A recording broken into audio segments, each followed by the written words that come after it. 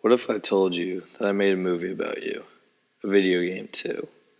Sold t-shirts with your face on it and profited millions of dollars. That's basically what the NCAA is doing to millions of student athletes, and I think it is time for the athletes to get a little more in return. In 1906, the NCAA was founded by President Roosevelt to govern college athletics, which was starting up as an extracurricular activity by most Ivy League schools. Since then, college sports has transformed into $1 million industry for big-time conferences, TV networks, and companies across the U.S. However, the one constant over all those years has been that the student athletes have not been paid, which I believe should change in the near future. NCAA President Mark Emmert does believe that student athletes, a term originated to protect the NCAA, are being paid in the form of free education through scholarships provided by the universities. Before 1970, these scholarships were provided to athletes and were guaranteed for 4 years no matter how well they performed on the field, whether they were injured or not. Starting in 1970, the NCAA allowed colleges to start offering 1-year renewable grants that are contingent of health and performance. Brian Frederick is a board member of Sports Fans Coalition, believes that student athletes should be paid because if a student athlete is hurt or unsuccessful, the coaches and administrators suddenly discard the noble ideals of education and the player is left with nothing. Moreover, Frederick states, no one mentions that the lifetime of health care bills that await some student athletes in contact sports can't be paid with a free education. So how are they going to be compensated for those debilitating injuries? I agree with Frederick that student athletes should get money from the universities for medical treatment after their time playing there, since they work so hard to market the school and bring in money for the school, especially in football and men's basketball.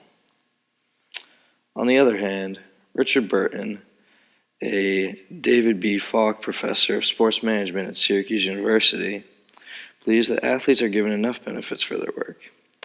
He says NCAA Division I athletes still receive expert coaching that could lead to a professional career as an athlete or as a coach, on-campus housing, frequent meals, if not elaborate training tables, non-uniform clothing, free medical consultation, free access to state-of-the-art training facilities, and free professional development, media, public relations, life skills, networking, etc. Now, I do recognize that student athletes are rewarded with many perks that Burton states, but I think it is not equal to the money that they are bringing in for the schools and the NCAA. Since 2000-2001, the NCAA's annual revenue has increased every year and was $912 million, with 80% coming from television in 2012 and 2013. Some of that definitely should go to the athletes who bring in the revenue. Now, most of that revenue comes from football and men's basketball, of which only 1.6% and 1.2% respectively of athletes go pro. So that leaves about 97% of those student athletes who have to use their education to make a living. But how much learning can get done when they spend nearly 40 hours a week practicing, training, and learning plays? I can't imagine the same effort is being put into the classroom as the practice field.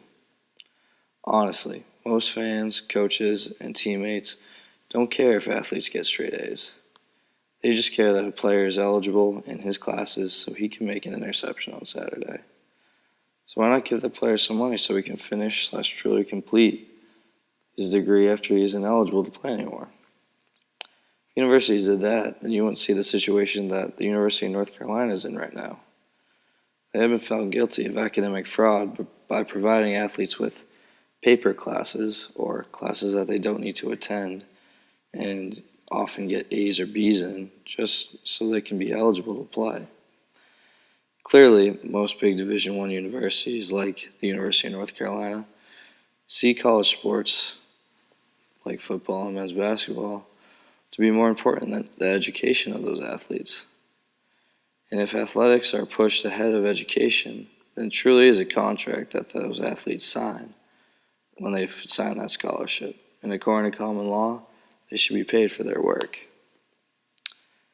Now, this past year, Mark Emmert testified at the landmark federal trial for former UCLA player Ed O'Bannon's lawsuit against the NCAA regarding the payment of student athletes.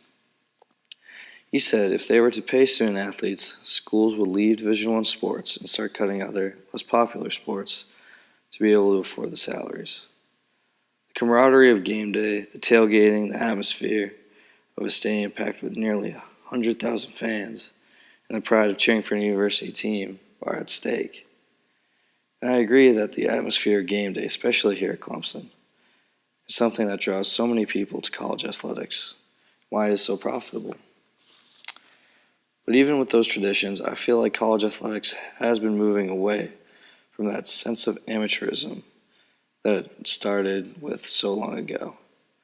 More college athletes are becoming household names, especially with television, and are having jerseys and video game icons made in their likeness without being able to profit from that.